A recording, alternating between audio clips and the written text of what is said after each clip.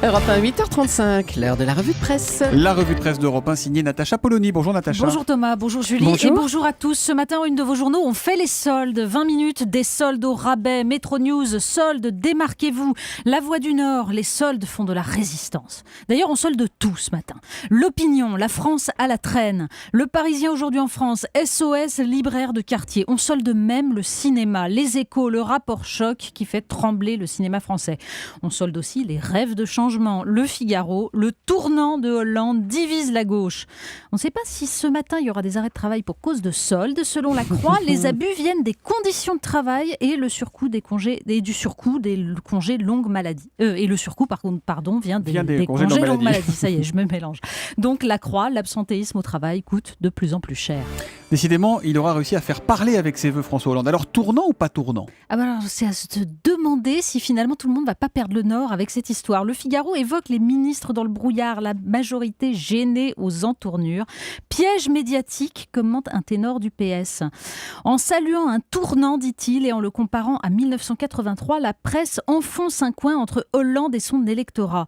Mais à la fois, c'est compliqué de dire que ce n'est pas un tournant, ça banaliserait des vœux qui sont les premiers qui impriment. Et oui, ils sont mal à l'aise. Seul point positif, l'UMP est tout autant dans la panade. Dans Le Monde, Alexandre Lemarié pointe l'embarras d'une droite privée de son argument majeur. La gauche dépensière qui augmente les dépenses. Preuve du désarroi, le silence assourdissant après les vœux présidentiels. Pas de commentaires acerbes, d'appel à réagir, rien. Dans Les Échos, Cécile Cornudet souligne l'art hollandien de désarmer l'adversaire en 3 actes, dit-elle. La main tendue au MEDEF, les ordonnances et l'affaire Dieudonné. Pour les 2 premiers, impossible pour l'UMP de critiquer ce qu'il a lui-même prôné. Et pour le 3e, une obligation de condamner les propos de l'humoriste, même pour ceux qui voient dans la stratégie de Manuel Valls une manœuvre pour faire monter le Front National. Car c'est l'invité surprise.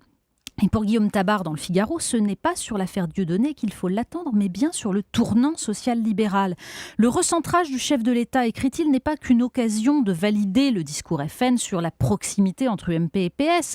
Il est aussi un moyen idéal pour attirer à lui des électeurs de gauche, en particulier dans les catégories les plus populaires.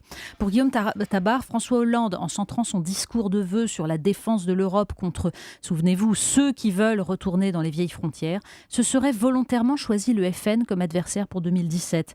La politique du pire est une vieille tactique, mais elle échappe très souvent à ses promoteurs. Vous évoquez la réponse de l'UMP au vote de François Hollande. Caroline Roux nous disait tout à l'heure dans l'info politique à 7h25 que ce sera pour aujourd'hui Jean-François Copé qui va présenter ses vœux et qui, semble-t-il, va sortir le bazooka. Les riches, ça va bien, ça va toujours de mieux en mieux pour les riches. Pourquoi les riches ont gagné ? Eh bien ça, c'est le titre d'un livre signé non pas Jean-Luc Mélenchon, comme on pourrait s'y attendre, mais Jean-Louis Servan-Schreiber. Et dans Le Figaro, il s'explique. Tout dans l'époque actuelle, dit-il, le prouve, les riches sont en position de pouvoir et non plus d'adversaires. Une interview qui est une critique radicale de la financiarisation de l'économie, du discours plaintif des riches qui se disent mal vus en France.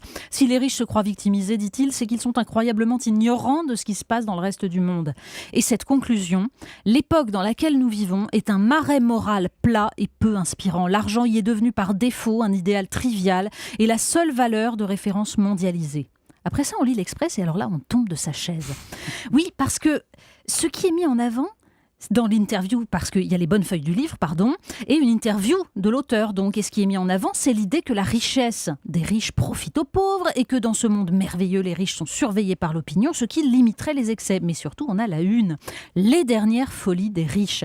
Et des pages entières de description des petites folies en vogue. Alors, Noël en Laponie pour les enfants, plonger avec les requins blancs, ou comment faire rêver le lecteur sur ce monde inaccessible mais tellement désirable, et comment trahir totalement le discours de Servan-Schreiber. Allez, on va se prendre une petite confiserie pour se changer les idées. Vous nous parlez de Kraft Food, entreprise Kraft mondialisée Food, s'il en est. Vous ne connaissez pas, mais si les riches ont gagné, eh bien c'est parce qu'ils ont suivi une stratégie que le site Rajmag nous décrit minutieusement dans un article consacré donc aux friandises que vos enfants vous réclament au supermarché. Et ça vient de Kraft Foods.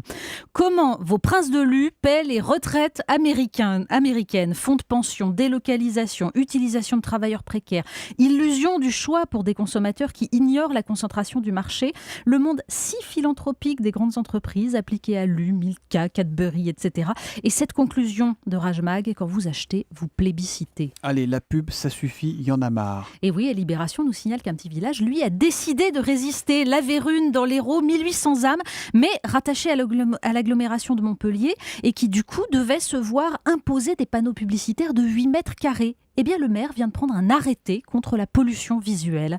Alors merci de la part de tous les futurs visiteurs de la Vérune. On termine avec une étude médicale Oui, et le originale. supplément Sciences et Médecine du Monde nous apprend que le très sérieux British Medical Journal propose tous les ans une étude farfelue pour Noël. Eh bien, cette année, des scientifiques ont étudié la vitesse de consommation d'une boîte de chocolat en milieu hospitalier.